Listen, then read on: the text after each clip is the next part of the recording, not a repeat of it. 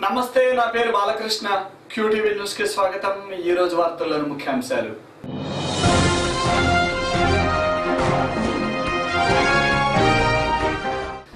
రాజధాని ప్రాంతంలో దళితుల సమస్యలు పరిష్కరించేందుకు ప్రభుత్వం అన్ని చర్యలు తీసుకుంటుంది. మంత్రి రావెల కిషోర్ బాబు.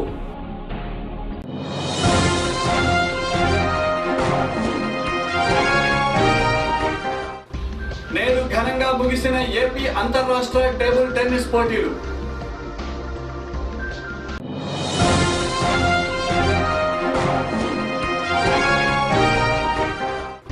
స్వచ్ఛ భారత్ కార్యక్రమంలో భాగంగా నేడు జీజీహెచ్ ఆవరణను శుభ్రం చేసిన వైద్యులు, సిబ్బంది.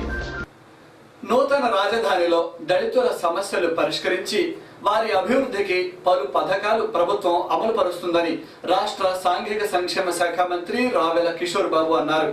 నేడు జిల్లా పరిషత్తులో జరిగిన ఎస్సీ ఎస్టీ సంక్షేమ పథకాల అమలుపై జరిగిన అవగాహన సదస్సులో మంత్రితో పాటుగా ఎమ్మెల్యేలు నక్కా ఆనందబాబు, తెనాలి శ్రావణ కుమార్, కలెక్టర్ కాంతిలాల్ దండేలు పాల్గొన్నారు. ఈ సందర్భంగా ప్రభుత్వం దళితుల అభ్యున్నతికి చేస్తున్న కార్యక్రమాల గురించి ఈ సదస్సులో వివరించారు.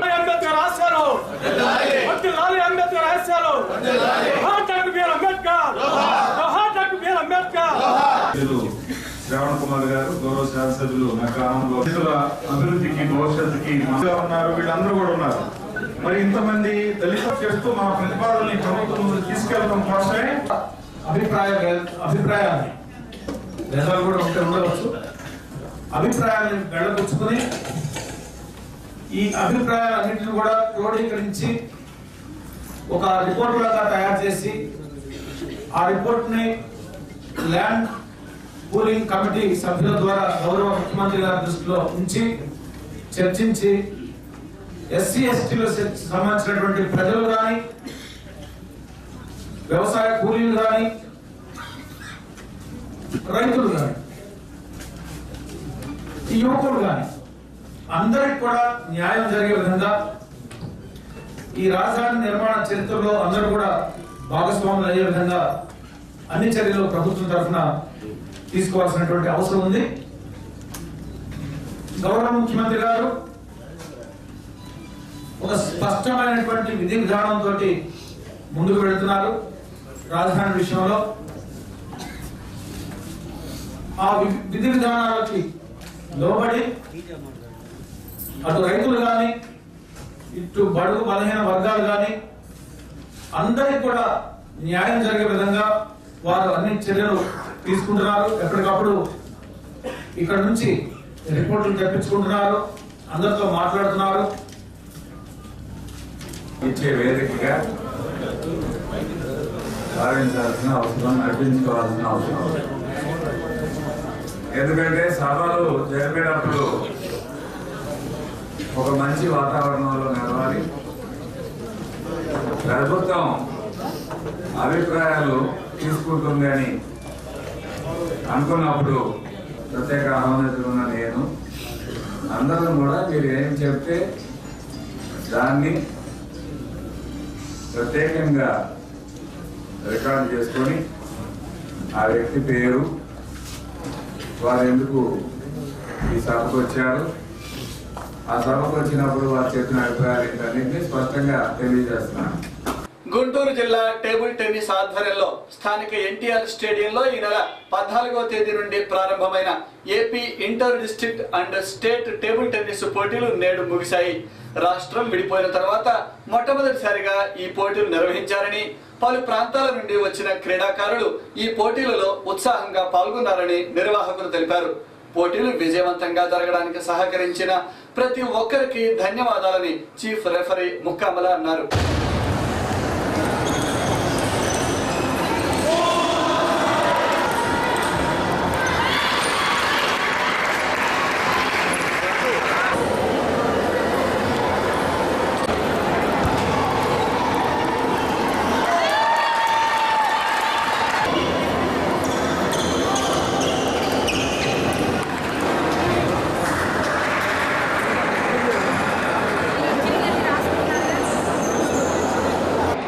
First Andhra Pradesh state championship and inter district team championship ఇక్కడ జరుగుతున్నది.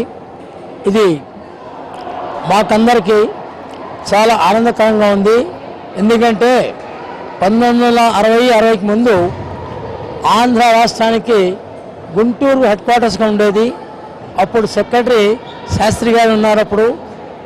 అప్పటి వరకు 2 టీమ్స్, ఒకటి హైదరాబాద్ నుంచి వెళ్ళేది, ఒకటి ఆంధ్ర నుంచి వెళ్ళేది. ఇప్పుడు మళ్ళీ సపరేట్ అయిన తర్వాత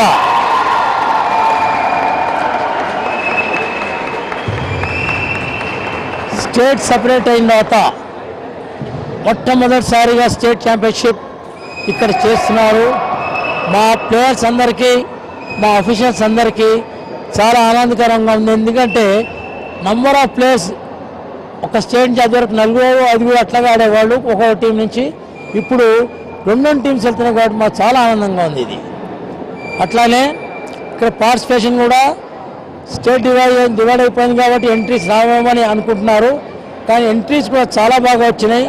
పిల్లల్లో పర్టికులర్లీ మన ఉమెన్ సైడ్, ఉమెన్ కానివ్వండి, జూనియర్ గర్ల్స్ కానివ్వండి, యూత్ గర్ల్స్ కానివ్వండి, అండ్ సబ్ జూనియర్ గర్ల్స్ కానివ్వండి, ఉమెన్లో చాలా మంచి ప్లేయర్స్ బాగా ఉన్నారు.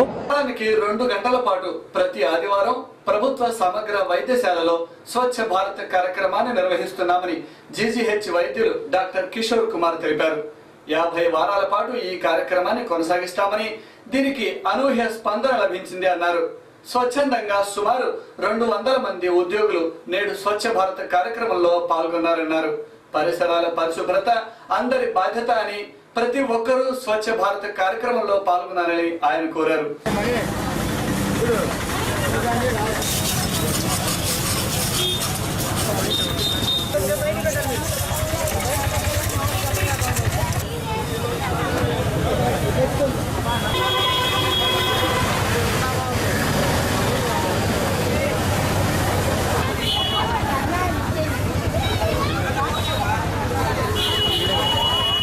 ఇవాళ గవర్నమెంట్ హాస్పిటల్లో స్వచ్ఛ భారత్ ప్రోగ్రాం కింద స్వచ్ఛంద్రగా స్వచ్ఛ గవర్నమెంట్ హాస్పిటల్గా మేము తీసుకున్న 100 గంటల ప్రోగ్రాము 50 వారాలు, వారానికి 2 గంటల చొప్పున మేము ఆదివారం ఎవరికి ఇబ్బంది లేకుండా చేస్తున్నాం. దీనికి ఇవాళ అనూహ్యమైన స్పందన అయితే వచ్చింది. ఇవాళ 200 మంది హాస్పిటల్ ఎంప్లాయీస్ కానీ, నర్సింగ్ స్టూడెంట్స్ కానీ, గవర్నమెంట్ హాస్పిటల్లో nursing students, Madhuri school of nursing స్టూడెంట్సే కాకుండా ఇవాళ బయట నుంచి స్వచ్ఛందంగా ఇండియన్ దళిత్ ఉమెన్ అసోసియేషన్ వాళ్ళు ఒక 30 మంది శ్రీ రాజా సుందరబాబు గారి ఆధ్వర్యంలో వాళ్ళు కూడా వచ్చి ఇక్కడ మాతో పాటు పార్టిసిపేట్ చేశారు. ఇవాళ మెయిన్గా మేము తీసుకున్న వర్క్ ఏంటంటే ఓపీలో ఉన్న compound wall out side road మీద ఉన్న ఈ రైల్పేటలో ఈ మందుల షాపులకు పక్కన ఉన్న ఈ వాల్ని మొత్తం కూడా పోస్టర్లు అంటించేసి ఇక్కడ తాటేకులతో ఇవన్నీ వేసేసి చాలా అసహ్యకరంగా ఉంది. చాలా కాలం నుంచి మేము దీన్ని చూస్తూ ఉన్నాం, అయినా కూడా ఏమాత్రం శుభ్రపట్టలేదు. ఇవాళ స్వచ్ఛ భారత్లో భాగంగా మేమందరం కూడా మా టీం అందరూ దాదాపు 230 మంది మేమందరం ఇక్కడ ఉన్న పోస్టర్లు తీసేసి వాళ్ళని శుభ్రం చేసి తెల్ల సున్నం వేసి వైట్ వాష్ చేసి కొత్త అందాలని, కొత్త మెరుగుల్ని మా హాస్పిటల్ కాంపౌండ్ వాళ్ళకి మేము తేవడానికి కృషి చేస్తున్నాం. దాంట్లో పాల్గొన్న ఈ సిబ్బంది అందరికీ, ఈ బృందానికి మేమందరం శుభాకాంక్షలు తెలియజేస్తున్నాం. ఇవాళ నరేంద్ర మోడీ గారు ఇచ్చిన సూచన మేరకు మేము వారానికి 2 గంటలు, సంవత్సరానికి 50 వారాలు, టోటల్గా 100 గంటలు అన్నాం. ఇవాళ 5వ వారం 10వ గంట కంప్లీట్ చేయడానికి మేము సిద్ధపడి ఉన్నాం. కార్తీక మాసాన్ని పురస్కరించుకొని ప్రభుత్వం ఆధ్వర్యంలో ఈ నెల 17వ తారీఖున కార్తీక వన మహోత్సవం నిర్వహించనున్నామని జేసీ శ్రీధర్ తెలిపారు. జిల్లాలోని 6 ప్రాంతాలలో ఈ కార్యక్రమాన్ని నిర్వహిస్తున్నామన్నారు.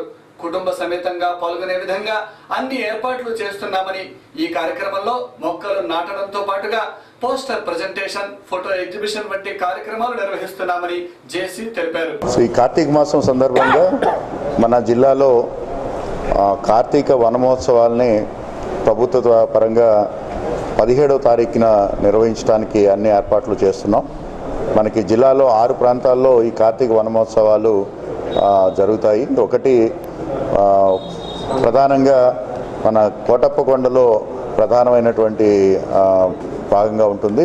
అలాగే ఈపూర్లో సంజీవ్ కొండ, అలాగే బాపట్లలో సూర్యలంక బీచ్, మేడుకొండూరులో నల్లపాడు, అలాగే పిడుగురాళ్ళలో కొండమోడు, అలాగే గురజాల్లో దైదా.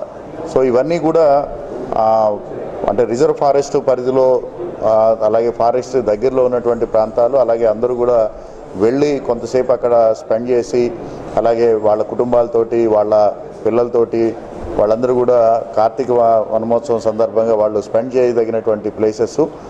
సో 17వ తారీఖున ఈ 6 ప్రాంతాల్లో కూడా మనం ఈ కార్తీక వన మహోత్సవానికి సంబంధించినటువంటి ఏర్పాట్లు చేస్తున్నాము. సో ఈ ఏర్పాట్లో భాగంగా అక్కడ మనం ముఖ్యంగా ఏంటంటే మొక్కలు నాటడం, అలాగే మొక్కలు, అలాగే చెట్లు, అలాగే ప్రకృతి, దానికి సంబంధించినటువంటి మానవునికి ఉన్నటువంటి అనుబంధాన్ని తెలియజేస్తూ ఎగ్జిబిషన్స్ అంటే ఫోటో ఎగ్జిబిషన్స్, అలాగే పోస్టర్ ప్రజెంటేషను, ఇలాంటి కార్యక్రమాలన్నీ కూడా ఉంటాయి. అలాగే కొన్ని సాంస్కృతిక కార్యక్రమాలు కూడా ఉంటాయి. అలాగే దీంట్లో ఈ ప్రతి స్కూల్లో ఉన్నటువంటి నేషనల్ గ్రీన్ క్రాప్స్ ఏవైతే ఉన్నాయో వాళ్ళు ఆ స్కూల్ చిల్డ్రన్ను వాళ్ళందరూ కూడా యాక్టివ్గా పార్టిసిపేట్ చేస్తారు. అలాగే we're requesting the education department to send దానికి వాటికి దగ్గరగా ఉన్నటువంటి స్కూల్స్ నుంచి కూడా వాళ్ళని చిల్డ్రన్ని ఇక్కడికి పంపించవలసిందిగా కోరుతున్నాం. అలాగే పబ్లిక్ కూడా దే కెన్ కమ్. అక్కడ పబ్లిక్ కోసం ప్రతి ప్లేస్లోనూ కూడా వాటరు, శానిటేషను, అలాగే వాళ్ళకు వంటకి కావాల్సినటువంటి వంట చెరుకు అంటే పుల్లలను కూడా అక్కడ ఫారెస్ట్ డిపార్ట్మెంట్ ద్వారా ఏర్పాటు చేయడం జరుగుతూ ఉంది. సో దీన్ని ఒక మంచి అవకాశంగా భావించి we request all the people, ముఖ్యంగా సామాన్య ప్రజలు అందరినీ కూడా ఈ సందర్భంగా ఈ వన మహోత్సవంలో పాల్గొని దీన్ని జయప్రద.